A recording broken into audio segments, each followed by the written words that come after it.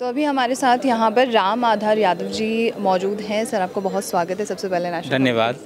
क्या मैं आपका इंट्रोडक्शन जान सकती हूँ? और मैं डॉक्टर राम आधार यादव, राष्ट्रीय आयुर्वेद अनुसंधान तथा तालीम केंद्र, नेपाल सरकार स्वास्थ्य मंत्रालय में मैं निर्देशक पद पे कार्यरत हूँ और आयुर्वेद के क्षेत्र में अध्ययन अनुसंधान में लगा हूँ।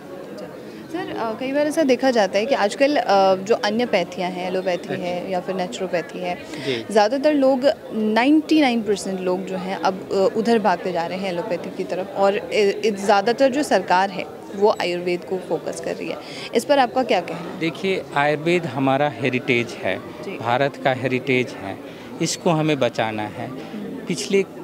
पिछले सालों में आयुर्वेद का बहुत प्रचार प्रसार बढ़ते जा रहे हैं, लेकिन सालों साल बाद पहले जो आयुर्वेद में अतिक्रमण हुआ था विदेशियों के द्वारा, इस वजह से क्या हुआ कि हम लोग आयुर्वेद के प्रयोग करना भूल गए और जो सिस्टम को भूलते गए, जो हमारा हेरिटेज था, हमारे घर में मिलता था, हमारे आंगन में, हमारे दरवाजे पे मिलता था आयुर्वेद, वो हम सब बिसरते गए, भूलते गए। लेकिन अब लोग फिर से, क्योंकि एलोपैथिक मेडिसिन्स के बहुत साइड इफ़ेक्ट देखने के बावजूद अब बैक टू नेचर लोग आना चाहते हैं और आयुर्वेद को अपना रहे हैं। Ayurveda system of medicines time tested natural system of medicines है, हमारा हेरिटेज है, हमारे प्रकृति प्रदत्त है, इसलिए आयुर्वेद को लोग अपना रहे हैं। आयुर्वेद को लोग अपना रहे हैं सर, लेकिन हमारे जो देश की सरकार है वो ज़्यादातर जो है 99% उनका बजट जो होता है वो दूसरे पैथियों की तरफ होता है, आयुर्वेद की तरफ सिर्फ 1% होता है। ऐसा क्यों? सही आपने कहा है। पिछले सालों में आयुर्वेद में कुछ नहीं से पिछले सालों से बढ़ा है, लेकिन जितना होना चाहिए उतना कम है। आपकी बात सही है, लेकिन फिर भी अब कुछ न कुछ आयुर्वेद में बजट बढ़ रहा है, लेकिन अब लोग का, समाज का आयुर्वेद की तरफ ध्यान, रुझान बढ़ रहा है। अनफॉर्चुनेटली क्या है कि हमारे देश में, नेपाल हो, भारत हो, जब वेस्टर्न कंट्री कुछ कहते हैं आयुर्वेद के बारे में, तब हम भी बिलीव करते हैं। इसी वजह से अपनों को अपनाएं, अपना पैथी अपनाएं और स्वस्थ रहना है, सुखायु प्राप्त करना है, हितायु प्राप्त करना है, तो आयुर्वेद को अपनाना बहुत ज़रूरी है। सुखायु और हितायु आयुर्वेद से प्राप्त कर सकते हैं, एलोपैथ से तो आप केवल दुखायु और अहितायु प्राप्त कर सकते हैं। बिल्कुल। सर, आपके सुझाव में ऐसा क्या किया जाए जो ये जो रेशियो है 99% एंड 1% जैसे देखा जाता है, इसको एक लेवल पर लेके आया जा सकता है? देखिए, सरकार को लगानी करना बहुत ज़रूरी है। गांव-गांव लेवल में, डिस्ट्रिक्ट लेवल में, बहुत कस्बे लेवल में आयुर्वेद का हॉस्पिटल सब खोलना बहुत ज़रूरी है। इसके लिए लगानी बहुत ज़रूरी है। इसलिए भारत सरकार से भी रिक्वेस्ट है कि गांव लेवल में भी आयुर्वेद के संघ संस्था बनाएं और लोग को उपचार डोर टू डोर आयुर्वेद पहुंचाएं, क्योंकि आयुर्वेद किचन में है, लेकिन लोग भूल गए। जब संस्था बनेंगे, जब हॉस्पिटल बनेंगे गांव-गांव में, तो पब्लिक से जुड़ेंगे चिकित्सक लोग और आयुर्वेद का प्रचार प्रसार होगा और बढ़ावा होगा और स्वस्थ भारत को निर्माण होगा। बिल्कुल। आज जो सर इवेंट है, इस इवेंट में फिश टैंक मॉडल की जो बुक है उसको लॉन्च किया गया, और दूसरा ये है कि विश्वरूप रॉय चौधरी और उनके प्रोटोकॉल के बारे में, हिम्स के बारे में आपका क्या कहना है? देखिए, डॉक्टर विश्वरूप राय चौधरी नेचुरोपैथी और आहार विहार पे बहुत काम कर रहे हैं, और वो आहार विहार से सही बात है कि क्या है, आहार औषध है और औषध आहार है, ये आयुर्वेद भी मानते हैं। और इसी प्रिंसिपल में से जुड़ करके विश्वरूप राय चौधरी डॉक्टर साहब ने बहुत काम किया है। ये डाइट को बहुत दुनिया में फैला रहे हैं, जनमानस में फैला रहे हैं, ये बहुत बड़ी बात है। देखिए, हर रोग का कारण जो है आहार है, आहार विहार। हमारा आहार विहार खराब होने से सब लोग सफ़र हो रहे हैं। इसलिए डॉक्टर विश्वरूप राय चौधरी बहुत नेक काम कर रहे हैं और उनका बहुत बहुत फ्यूचर में भी सफलता मिले, और इससे बहुत हम भारतवासी को स्वस्थ रखने में ये आहार में जोर देना बहुत आवश्यक है। बस आखिरी सवाल मेरा आपसे, जैसे आजकल लोग जो हैं ये फोकस कर रहे हैं कि हम घर पे कैसे ठीक हो जाए, अल्टरनेटिव सिस्टम्स कैसे हैं, इसको लेकर आपका क्या सोचना है और सरकार क्या कदम उठा सकती है? देखिए, सबसे बड़ी बात है किचन सबका जो बड़ा फार्मेसी बना सकते हैं, किचन को हमें फार्मेसी बनाना है, और जो माँ है, दादी है, उसको बताना है। उनका प्रिंसिपल, जो आयुर्वेद का प्रिंसिपल है, कि किचन में पहुँचाना है, और किचन से हमें आयुर्वेद को आगे बढ़ाना है। जो आयुर्वेद का प्रयोग बेसिकली किचन से शुरुआत होता है। जब हमारा किचन सुधरेगा, हम किचन में आयुर्वेद का बढ़ावा देंगे तो हम स्वस्थ होंगे, हमारा रोग प्रतिरोधक क्षमता बढ़ेगा और ऐसे ऐसे भयानक रोग से हम बच सकते हैं। तो अभी मेरे साथ जो मौजूद हैं वो हैं श्रीधर यूनिवर्सिटी के vice chancellor OP Gupta ji. Sir, आपका स्वागत है चैनल पर हमारे। Thank you madam. आज का जो इवेंट है इसके बारे में हमें कुछ बताइए, जानकारी दीजिए। मैडम, आप जैसे देख रहे हैं गैदरिंग है सामने, तो डॉक्टर विश्वरूप राय चौधरी एक अपनी नई किताब का उद्घाटन करने वाले हैं जी। पहले भी डॉक्टर साहब करीब 25 से ज़्यादा बुक्स लिख चुके हैं जो कि समाज के लिए एक जीवनदायिनी है। कैसे कम खर्चे में अच्छी तरह घर बैठे इलाज किया जा सकता है, उस पर ये सारा फंक्शन है जी। श्रीधर यूनिवर्सिटी के साथ करीब करीब 3 साल से इनका एसोसिएशन है और काफ़ी हम हमारे साथ मिलकर ये सर्टिफिकेट कोर्स चला रहे हैं। शॉर्ट टर्म सर्टिफिकेट कोर्स है जिससे कि घर बैठे आदमी अपना इलाज कर सकता है, हॉस्पिटल जाने की जरूरत नहीं है। आप उस मतलब पर्टिकुलर उसके बारे में बता सकते हैं? हाँ, जैसे बिल्कुल मैडम। एक तो इनका है पेन रिलीफ का है, ILIY है, NIC है, EPM है, इमरजेंसी पेन मैनेजमेंट, इस टाइप के 4-5 तरह के कोर्स चला रहे हैं। आज भी कुछ 2 कोर्स आज अनाउंस करेंगे भी। तो वो सब शॉर्ट टर्म कोर्स है, महीने 2 महीने 3 महीने के, और उससे आप घर बैठे नेचुरल तरीके से अपना इलाज कर सकते हैं। एक ऑब्जर्वेशनल स्टडी हुई थी यूनिवर्सिटी की तरफ से किडनी पेशेंट को लेकर, आप भी मिले थे उनसे, ग्रैड सिस्टम के द्वारा उनका इलाज हुआ था आई थिंक, तो आप उसके बारे में कुछ जानकारी दें?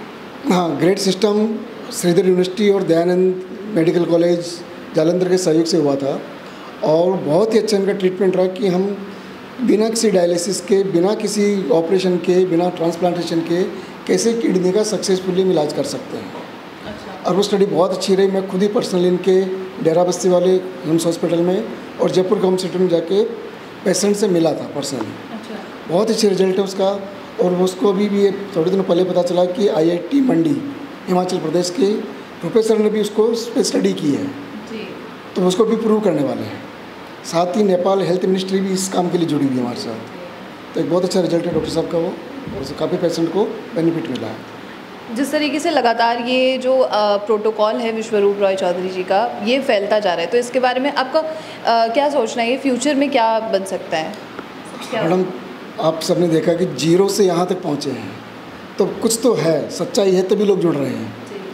तो ऐसे आगे बढ़ते रहेंगे और नई नई इन्वेंशन करते रहेंगे। और जो अभी ड्रग माफिया जिसको हम कह सकते हैं वर्ल्ड वाइड फैला हुआ है, उस पर कैसे कंट्रोल किया जाए, कैसे लोगों को सस्ता सुंदर इलाज दिया जाए, उस पर आगे करते रहेंगे। और आपका मैसेज क्या होगा जो व्यूअर्स हैं? कि सभी पेशेंट या सभी देश के लिए कि पहले आप प्रूव करो, उसको चेक करो, अफवाहें मत फैलाइए, चेक कीजिए और जुड़िए। आपको गलत लगे तो बताइए, तब आप उसका विरोध कीजिए। तो आज मेरे साथ जो है यहाँ पर एक ख़ास गेस्ट मौजूद हैं जिनका नाम है RR फूलिया जी। सर, आपका स्वागत है। Thank you. क्या मैं आपके बारे में कुछ जान सकती हूँ कि आपका इंट्रो क्या है?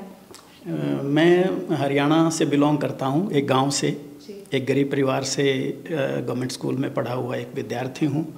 और मैंने 1983 में इंडियन एडमिनिस्ट्रेटिव सर्विस ज्वाइन किया था और उसके बाद मैं 2 जिलों में डिप्टी कमिश्नर रहा हूँ, हरियाणा के कमिश्नर रहा हूँ डिवीज़न में, और गवर्नमेंट ऑफ हरियाणा में एडिशनल चीफ सेक्रेटरी, जो चीफ सेक्रेटरी के रैंक से मैं रिटायर हुआ हूँ। और 2 यूनिवर्सिटीज़ गवर्नमेंट की हैं, हिसार में एक गुरु जम्भेश्वर और सिरसा में चौधरी देवीलाल, उनका वाइस चांसलर भी रहा हूँ।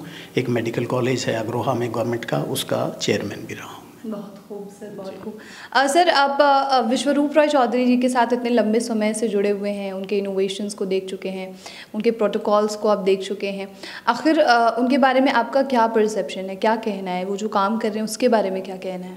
विश्वरूप एक बहुत ही प्रतिभाशाली व्यक्तित्व है, और सिर्फ प्रतिभाशाली नहीं वो, बल्कि बहुआयामी व्यक्तित्व है जो मैंने उनको देखा है।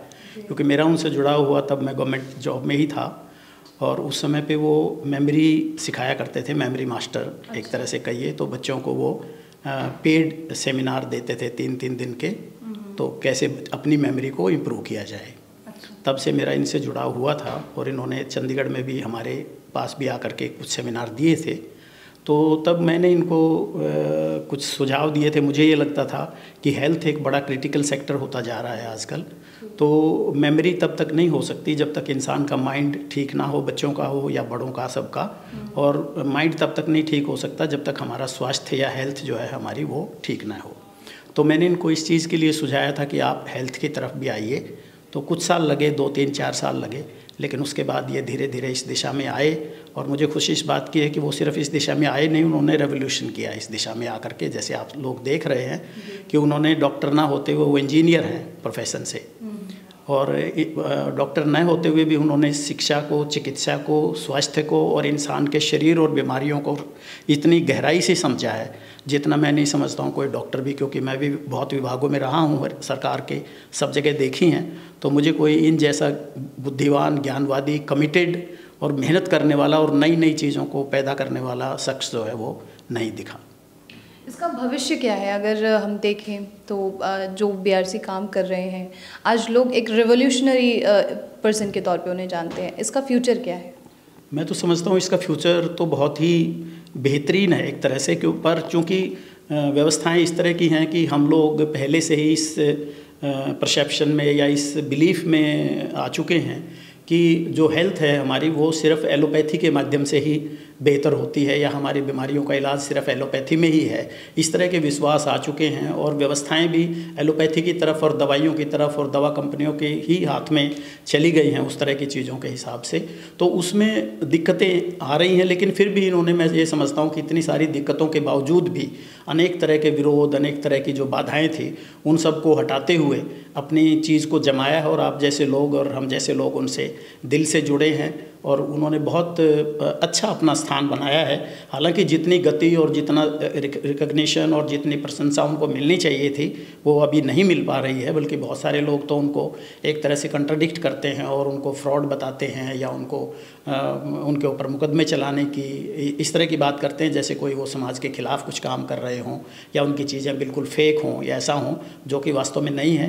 क्योंकि मैं एक बहुत ही ईमानदार और मेहनती ऑफिसर रहा हूँ और मैंने सारी चीज़ों को देखा है, तो इसलिए मैं इस चीज़ को समझ सकता हूँ और मैं शुरू से उनके साथ जुड़ा हूँ और मैं सदा से ये प्रेयर करता रहा हूँ कि उनकी चीज़ सक्सेस हो। और खुशकिस्मती से कुछ कदम जरूर आगे बढ़े हुए हैं और कुछ गति भी मिली हुई है, कुछ लोग भी जुड़ रहे हैं आप जैसे और उसको प्रचार दे रहे हैं, लोगों तक ये बात पहुँच रही है धीरे धीरे करके। मैं समझता हूँ आगे का फ्यूचर अच्छा होना चाहिए, क्योंकि उसके बिना गति नहीं है मेरे विचार में। हमारे कई ऐसे व्यूअर्स हैं जो कि डॉक्टर विश्वरूप पर विश्वास करते हैं, कुछ ऐसे हैं जो सवाल भी उठाते हैं, उनके लिए आपका क्या मैसेज होगा? मेरा कहना यही है कि जो सवाल उठाते हैं, बेशक सवाल तो उठाने ही चाहिए, क्योंकि हर चीज़ पे जो है, चाहे विश्वरूप हो या कोई भी विधा अगर कोई नई है तो और ज़्यादा सवाल उठाने चाहिए।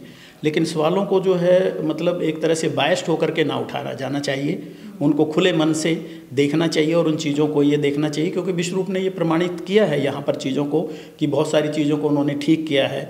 और जो डाइट की व्यवस्था, वो DIP डाइट की बात कहते हैं, उससे लोगों को फ़ायदा होता है, ये चीज़ें होती हैं। और ये इवन साइंस या एलोपैथिक जो व्यवस्थाएं हैं वो भी इस चीज़ को मान रही हैं कि हमारा जो खान पान है, हमारी जो लाइफस्टाइल है, उन सारी चीज़ों का इन बातों पर असर है हमारे स्वास्थ्य पे या हमारे बीमारी को ठीक होने पे जो है ना। तो इसलिए मैं ये समझता हूँ कि उनकी चीज़ों को खुले मन से लिया जाना चाहिए। और जो लोग उनके साथ जुड़े हैं या उनकी बात को सही मान रहे हैं, जैसे मेरे से शुरू करिए आप, तो मैं तो बहुत पहले से मान रहा हूँ उनको श्योर, तभी मैंने उनको साथ दिया है और हर जगह पे मैं उनके साथ रहा हूँ। तो उसका कारण यही है कि मैंने कभी झूठ का साथ नहीं दिया, मैंने कभी बेईमानी का साथ नहीं दिया, मैंने कभी बुराई का आप मेरे बारे में अगर हरियाणा में जाके किसी से भी पूछेंगे तो हर इंसान का एक कैरेक्टर होता है। क्योंकि मैं एक गरीब परिवार से निकल के आया था, अपनी मेहनत के बूते पर निकल के आया था और बेईमानी के पैसे या बेईमानी की चीज़ों से दूर रह के समाज की सेवा के लिए मैंने सर्विस में भी अपने काम किए और सही का साथ दिया, गलत के खिलाफ बोला। तो मैं अगर विश्वरूप गलत होते तो मैं उसका साथ नहीं दे सकता था, ना मैं उसके साथ चल सकता था, ना मैं उसके लिए सपोर्ट दे सकता था कि जिससे लोग भ्रमित हों या समाज भ्रमित हो। बहुत शुक्रिया सर आपका। Thank you.